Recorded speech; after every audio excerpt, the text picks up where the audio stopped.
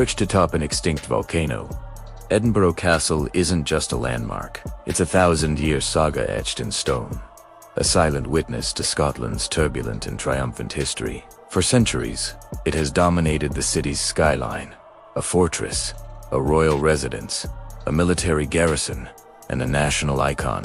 Today, we're going to journey back in time, peel back the layers of this incredible structure, and uncover the stories of kings, queens, soldiers, and sieges that have shaped its destiny. From the mysterious rock it stands on to the legendary crown jewels it protects. Get ready to explore the epic history of Edinburgh Castle. Our story begins long before the castle as we know it existed. The rock itself, Castle Rock, has been a site of human settlement for over 3,000 years, dating back to the late Bronze Age. Archaeological evidence shows traces of a hill fort here around 900 BC. The Romans were aware of this strategic location, but it was the Gadadin, a Brittonic people, who established a stronghold known as Din Idin, or the Fortress of Idin, in the 7th century.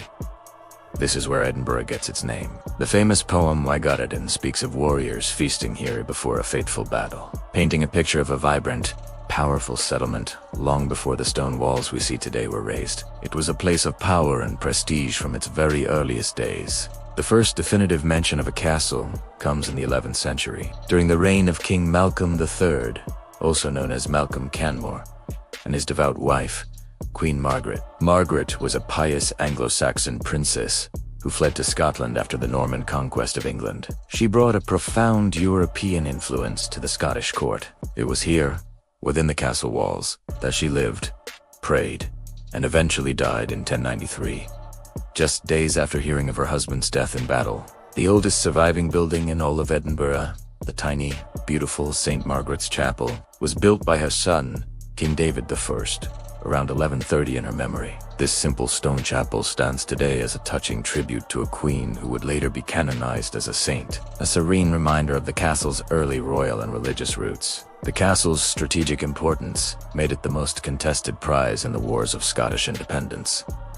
During the late 13th and early 14th centuries, it changed hands several times between the Scots and the English. In 1296, King Edward I of England, the Hammer of the Scots, captured the castle after a 3-day siege, stripping it of its national records and treasures, including the legendary Stone of Destiny. However, the Scots were not so quickly defeated. In a daring night raid in 1314, just before the Battle of Bannockburn, a small band of 30 men, led by Thomas Randolph, nephew of Robert the Bruce, scaled the treacherous north face of the rock. They surprised the English garrison and reclaimed the castle for Scotland. In a strategic move to prevent it from being used by the English again, Robert the Bruce ordered the castle's defenses to be destroyed. For the next 2 centuries, the castle was rebuilt and transformed into a formidable royal fortress. King David II, son of Robert the Bruce, began construction of David's Tower in the 1360s, a massive keep that served as the main royal residence. Successive Stuart monarchs, like James III and James IV, added to the complex, creating the grand buildings that form the heart of the castle today, known as Crown Square. The Great Hall, with its magnificent hammer-beam roof, was completed by James IV around 1511. This hall hosted lavish state banquets, royal ceremonies, and parliamentary meetings. It was the center of Scottish royal power and a symbol of the nation's confidence and ambition during the Renaissance. It's in this very hall that you can almost hear the echoes of feasting, music, and political intrigue from half a millennium ago. The 16th century brought one of the castle's most famous residents, Mary, Queen of Scots. Her story is deeply intertwined with the fortress. After a tumultuous reign filled with political and personal drama, a pregnant Mary took refuge in the castle in 1566. In a tiny, wood-paneled room within the royal palace, she gave birth to her son, James. This child would grow up to become King James VI of Scotland, and later, King James I of England, uniting the crowns of the two nations for the first time. The birth was a pivotal moment in British history, and the small room where it happened remains one of the castle's most poignant sights. However, Mary's time here was brief. She was soon forced to abdicate and would never see her son or her kingdom again. The castle's most dramatic military test came during the Lang Siege of 1571 to 1573. This was part of a civil war between the supporters of the deposed Mary, Queen of Scots, who held the castle, and the supporters of her infant son, King James VI. For 2 long years, Sir William Kirkcaldy of Grange held the fortress for Mary, withstanding all attempts to take it. The siege finally ended when the English, allied with the Scottish regent, brought in heavy artillery. For on days, cannons bombarded the castle, reducing David's tower and other defenses to rubble. With his water supply cut off and his walls breached, Kirkcaldy was forced to surrender.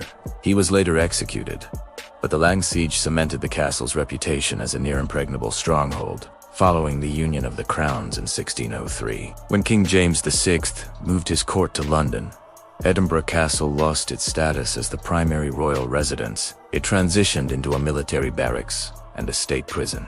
Its dungeons held a diverse and often unfortunate cast of characters, from captured pirates to prisoners of war from conflicts like the 7 Years' War and the American Revolution. During the Jacobite risings of the 18th century, the castle was a key government stronghold. In 1745, Bonnie Prince Charlie's Jacobite army captured the city of Edinburgh but failed to take the castle, which defiantly held out against them, its cannons firing down on the occupied city below. This military role continued for centuries, shaping the castle into the garrison we see today. By the 19th century, with Scotland rediscovering its national identity, the castle's romantic and historical significance came to the forefront. Sir Walter Scott, the famous novelist, played a crucial role in this revival. In 1818, he led a search within the castle for the long-lost Scottish crown jewels, known as the Honours of Scotland. They had been locked away in a chest following the Act of Union in 1707 and forgotten. To great public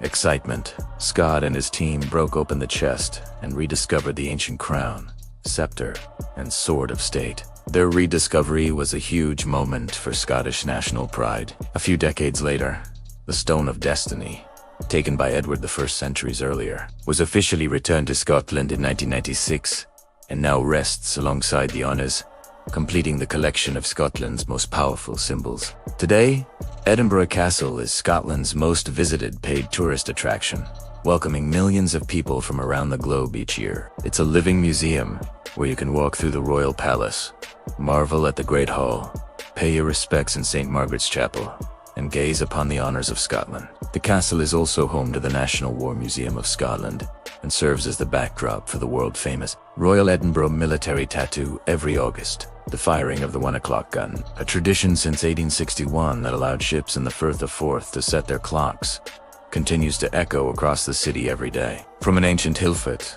to a royal palace, a military fortress to a national treasure, Edinburgh Castle stands as a powerful, enduring symbol of Scotland's history, resilience, and identity. Thank you so much for joining me on this journey. If you enjoyed it, don't forget to like, subscribe, and hit that bell icon for more stories from history. See you next time.